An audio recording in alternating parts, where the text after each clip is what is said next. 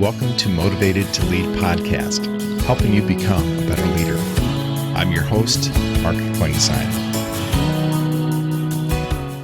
Hi, everyone. Thanks again for joining us for our podcast this week. My name is Mark Klingsheim with SEMA Partners. Each week, we interview leaders and they share lessons learned from their careers. Our goal is to help you become a better leader. This is our 152nd episode, and if you're new to our podcast, I encourage you to go back and listen to some of the previous episodes. This week, we're going to revisit one of our earlier episodes with Karen Long. Karen has been a CEO. She sits on a number of boards. She is currently a managing director at KCK Medical, which invests in commercial and growth stage medical device companies. And we're looking forward to today's conversation with Karen. I guess first off, Karen, can you give us just a little bit of your background, a little bit of your story? Sure. Well, I have a sort of twisted path to getting to be a venture capitalist and working in investments in medical device. I started my career as a social worker, clinical social worker, working in an emergency room. So who would have thunk that I would sort of create this path? And I think that's part of my experience is just having different journeys, different experiences along the way that sort of gave me a holistic experience and finally led me to this job. But spent most of my career, frankly, in medical devices, working on the commercial side of the business and marketing. And I had the good fortune of ending up to spend a decade of my career with J&J. And those were really formative years, and they helped me be a good marketer, really understanding the patient experience, the patient journey, which I think has always served me well in the companies that I've been affiliated with. Great. Well, take us back to, and knowing what you know now, if you go back and talk to a 22-year-old Karen, what advice would you give her if you were given that chance? Oh, that's so interesting. You don't have to have everything planned out. At 22, I think I was just starting graduate school in social work. And you kind of, even at that stage, have to decide what you're going to focus on even within that profession. And so I decided to focus on healthcare and working in a hospital. And I just assumed that would be the job I had for the rest of my life. I mean, everyone I knew had one job, one career for their life, and I wanted to excel in that job. And what I would say to my 22-year-old self is get as many experiences as you can. Like, just be open to change, be open to new experiences, because you have no idea who you are at 22, how you'll want to spend your life. And frankly, you'll have lots of careers along the way if you're open to it. And so I think just being open and not trying to plan out life at 22 is what I would tell her.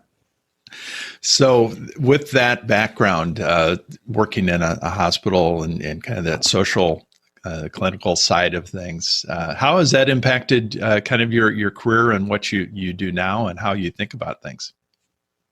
Oh, it's had a tremendous impact on my career. I mean, it allowed me to step into the medical device world, which I had no experience with and probably would have never done. So that sort of counseling background, I specialized in grief counseling, helped me get my first job, which was working on the first home HIV test. And running the counseling department that had to give the results. So that, I leaned into that clinical experience really heavily, but I think just fundamentally sort of the skill set of behavior change, listening, group dynamics, negotiation are all skills that I've continued to use in every company that I've worked in. And I think you kind of learn to hone your EQ skills early on when you're a counselor and you have to work closely with people. And there's never a shortage of that in leadership or in any of the teams that we work in. So I've absolutely leaned heavily into the formal training that I had. So as leaders, and a lot of our listeners are people that are kind of moving into that first leadership role, whether they're inheriting a team or they're having to build out a team.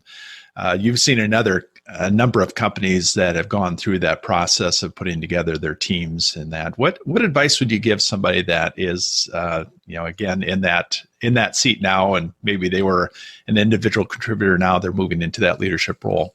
What advice would you give them?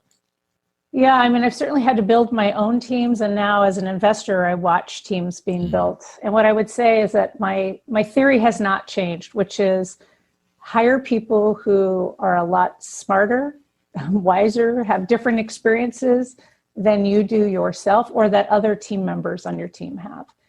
I always say hire above. So hire someone that's ready for the next job. Don't try to skimp and say, well, I want to save a little money. I don't think I'll need that person quite yet. I'm going to wait. Build the A+ team from day one and be opportunistic. If it isn't the right time, if you wanted that person 3 months from now, but you meet that person or someone recommends that person, I say go all in. You never make a mistake in hiring that kind of a team. The mistakes we make are when we don't make the choices that we think we should because we're trying to conserve cash or timing is off. And so I tell people all the time, the team is the most important part. It's as important as your product that you're developing, and sometimes can be more important than your product. So go big when you're hiring your team, and surround yourself with people that can complement your own skill sets. So as somebody is looking at, as far as that team and evaluating, are there some things that you think that people a lot of times they miss as far as they're looking at bringing somebody on, and gaps that you see that people it seems like there's certain mistakes people make over and over again? What are some things? Early on in my career, and I've seen this in others, I relied way too much on a resume and way too much on looking at what school somebody went to and giving them extra credit for that. And now I rely much more on experiences. So I don't even think about their jobs. I mean, that's a first screen, but I think really understanding what experiences people had. So I always ask them, tell me about your average day, like walk me through a day versus, tell me about the experience that you had at this company, because you'll learn a lot more about how they handle people, how they think strategically, if they're able to get into the weeds on the tactics. And if you're building your first team, you need somebody that can do all of those things. Mm-hmm. You need a very broad-based person. And so I rely much less on a resume. I think about experience. And then also it's just your network. If they've worked for somebody that you know before, if it comes recommended from someone that you trust, that goes a long way for me. So we were talking a little bit before we got started today that we're kind of definitely unique time, uncharted waters for most every leader. What are some things that you see leaders doing well during this time, or anything that you would tell somebody that's leading during this unprecedented time? Yeah, communication. Communication to me is the thread that keeps the team together. And so over communicating, I think when we're in-house with each other and we tend to see each other on a daily basis, we might have a company meeting once a month. Here, I not only advise our CEOs to do this, but the great ones do it on their own, is that they show up really regularly for all members of their team, not just their management team, but every single person in the company. And so I see weekly company meetings on Zoom, our new favorite way of communicating. I see much more one-on-ones, again, with their own team, but all the way down departments, so that every person feels heard and understood. And I think we have to appreciate that people are going through lots of things at home on top of what they're having to deal with at work. And we kind of got to give people a break. And it's also important just to understand what is their reality. And you got to be really flexible. So I think over communicating, having more flexibility with your team is really important today. So as people are kind of looking for to keep their team together and to keep everybody kind of focused on the mission, besides communication, is there anything else that you see that's being effective as far as keeping people connected and focused during this time? Well, it's no different than when we're together, which is you have to have a common goal, right? You have to have a vision, a mission, and a very clear goal and milestones to get there. And so I say the good leaders are really clear in that. And those goals and milestones might be much more short term. So you have the big vision, but they've got a goal for this week so that everybody's coming together to accomplish something. We all need little wins along the way. We can't wait when we're not together for sort of the big win. And we have to celebrate those. So good leaders I see showing up with very clearly defined goals so that everyone feels like they're participating in something. So I have to ask this question since you're a VC. What are some of the biggest mistakes people make when they're presenting an idea to a team at a VC firm? Oh, the first thing is not being a team. So the team is the key word. And in Zoom, and I'll just speak just of what we've seen kind of over the last 6 months, because all of our presentations are over Zoom, none are in person. The pitch matters, and being in sync as a group really matters. And you know that when you're in person, right? The team, and how they work together, how the CEO might let one person shine, doesn't always do all the talking. All that matters even more. And so the biggest pitfalls I've seen is that teams will come in disorganized on Zoom. They won't know who's presenting, who's taking this slide. I'll hear things like, "Oh, you take that. Oh, really? Well, I thought you were going to take that." Like, be uber organized, be super efficient. Just because you have time doesn't mean you need to take all the time. And so be polished. And I would say practice before you're getting on camera on Zoom. Yeah, absolutely. Yeah, make sure your mic works, or make sure that you're connected. Any technology? Or that you can show your slides. Right? Yeah, right. Share your screen. I've been on so many presentations where they can't share their screen well, or they want to pass it off to another team member. And it's like, have one person run the slides and just click. There you go. So any technology that, I know everybody's on Zoom, anything that else has helped you as an organization to, or personally that you think would be good for people to at least check out? Yeah, as much as I'd like to have less Zoom, I'm going to have to give Zoom credit for keeping us all connected. But we use some other tools. We use WhatsApp at KCK. I mean, that's an easy way for us to communicate on the fly with each other, real time, share documents. So we tend to use that. And then I was introduced to sort of a collaboration tool called Mural, which I thought was really cool for the old brainstorming sessions that you would put up stickers on the whiteboards and draw and move into teams. You can do virtually.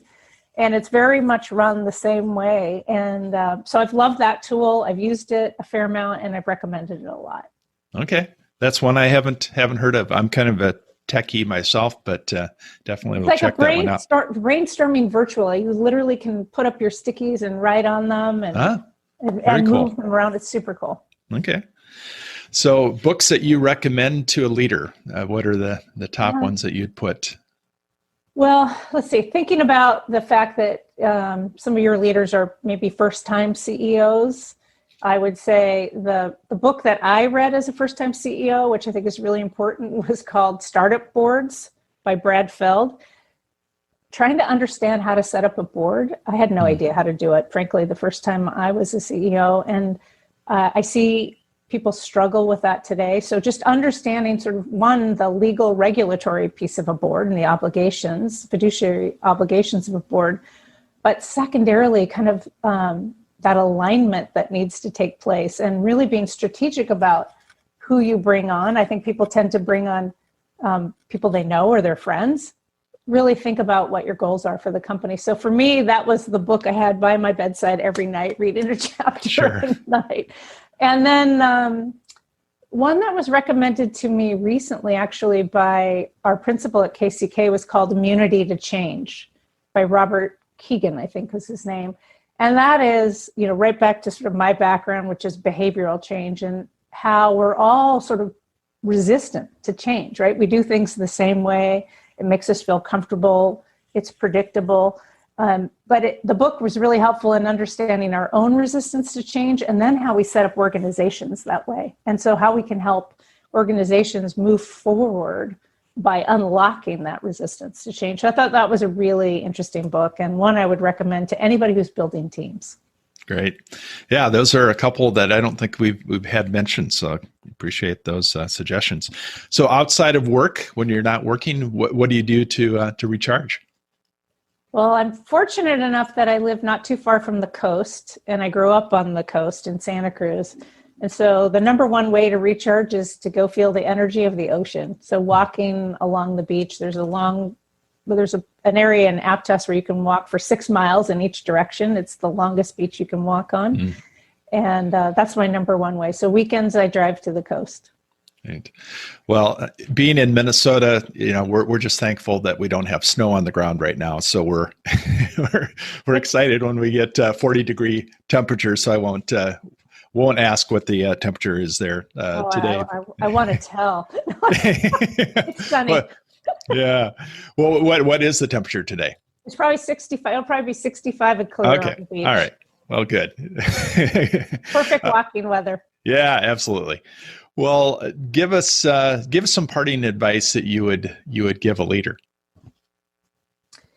Well, I think, it's Thanksgiving week. So what I might say this week is really acknowledge your team. It's a week of gratitude, both at home and in our communities and at work. And I think the sort of gratitude and thanking the team for the tough year. I mean, this has been an extraordinary year for every single company in every way. And I think acknowledging that out loud to your team and frankly to their families. A lot of these teams had to go on furloughs this year.